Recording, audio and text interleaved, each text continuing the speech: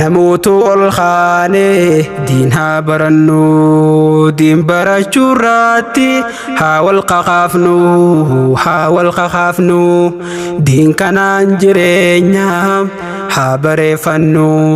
haramaaf halaalas addana baafnu haramaaf halaalan addana baafnu antanaan najjaabdu yoo dhageessanu jaalalaaf gammachuun haa wajjin taanu ustaazota keenyas haa jabeeffannu diin barsiisaa jiru har'a qooddannu ustaazota keenyas haa jabeeffannu diin barsiisaa jiru har'a qooddannu dhaamsa kana laaftu tillaalinarraa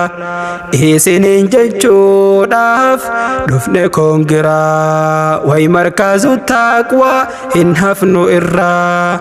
isiniin jechuudhaaf dhufne koongiraa har'a eebaaf jaacha dhufne as jirraa har'a eebaaf jaacha dhufne as jirraa eebbifamtoowwan eebbifaman irraa nu markaazu taqwaa hin hafnu irraa isiniin jechuudhaaf dhufne koongiraa way markaazu taqwaa hin hafnu irraa isaaniin jechuudhaaf dhufne koongiraa isaaniin jechuudhaaf dhufne koongiraa